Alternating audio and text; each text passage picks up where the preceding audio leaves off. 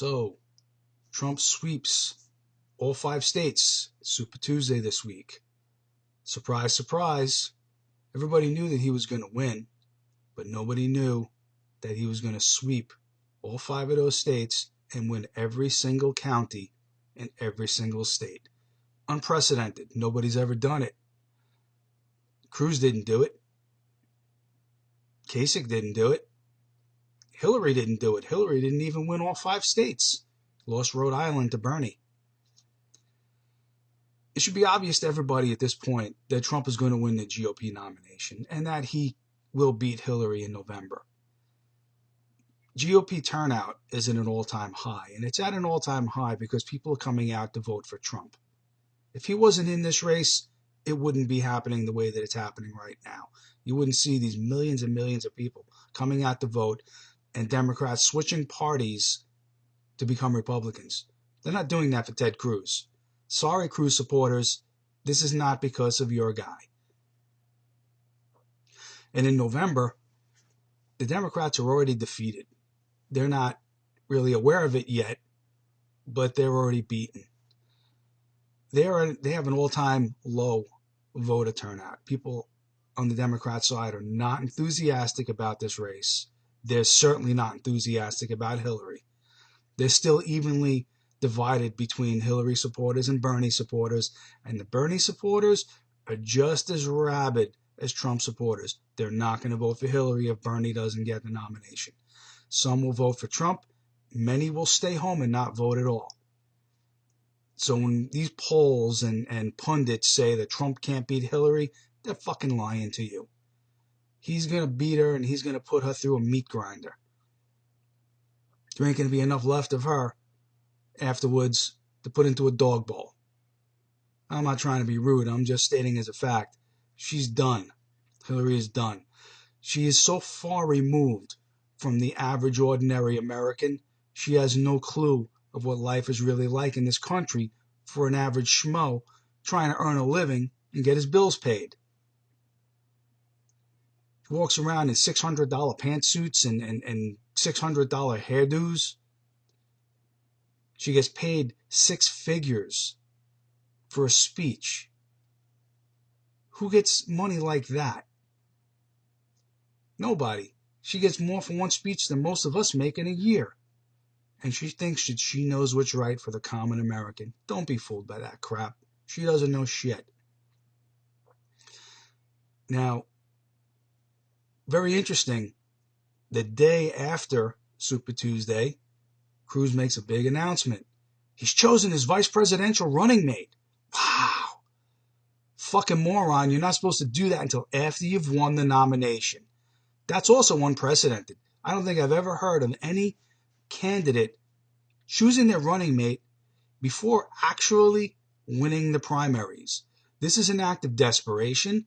This is a guy who feels it slipping through his fingers, who's saying, notice me, pay attention to me. I'm still relevant. I can still win. No, you're not relevant. You can't win. It's over for you, Cruz. Okay, it's over for you. And for all you Cruz supporters, I would like to offer you this bottle of Trump lotion. You can use this to salve your sore ass from the spanking that you took this past week. I know it stings, but that's just life. Your Never Trump movement is crumbling like a poorly constructed building. It's coming down all around you. Get used to the idea that Donald Trump is going to win, and he's going to go into the primary with the number of delegates that he needs. It's not going to happen any other way. This ridiculous deal that Cruz made with Kasich to try and tag team Trump in a way and hit him individually in different states to try and make it harder for him to win, it's actually backfired. Backfired in a big way. Voters see through that shit and they're pissed off by it. Trump is now polling ahead in Oregon, a state which he was destined to lose. He's going to win in Indiana, a state which was also supposed to be Cruz territory. Trump is ahead, polling ahead, and he's going to win Indiana. He wins Indiana, it's really over for Cruz. He wins Oregon, there's no reason for these guys to still be in the race at that point. No reason. Trump is going to win California. His numbers are so high in California. Cruz and Kasich may as well not even show up that day. So that's pretty much how it is. Trump gave a foreign policy speech to spell out the Trump doctrine of how America's foreign policy is going to be managed during the Trump administration. I've seen a little bit of the pundits, some of the pundits offering some negative opinions on that. Personally, I thought it was great. I think most Trump supporters will find it to be a great speech, and a lot of people that are independent will see that an America First policy is something that we have needed for a very, very long time. We've gone for decades now, taking care of the rest of the world. We are the world's godfather. We're the ones taking care of their every need and their every whim. We send out billions and billions of dollars in foreign aid every year to countries that burn our fucking flag, and that's got to stop. We're being taken advantage of by our own allies. We're paying the majority of what it costs to keep NATO up and running, and the whole purpose of NATO is it's supposed to be an alliance, one for all and all for one, and an attack against one is an attack against all. They really weren't there for us after 9/11. NATO support for our efforts in Iraq and Afghanistan were minimal, to say the least. But you better believe that if somebody attacks a European country, they're going to expect us to come in guns blazing and save their asses like we did in the last 2 world wars. We've got to revamp NATO. It needs to either be revamped or replaced. It's got to be an alliance that can meet the needs of the modern day. Communism's dead. It was built to contain communism. Communism is gone. There's no more Soviet Union. There's no more Warsaw Pact.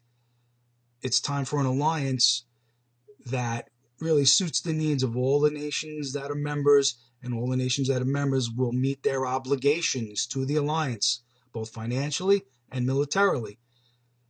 There's business of a country like Great Britain putting forth a couple of thousand troops when we've got hundreds of thousands.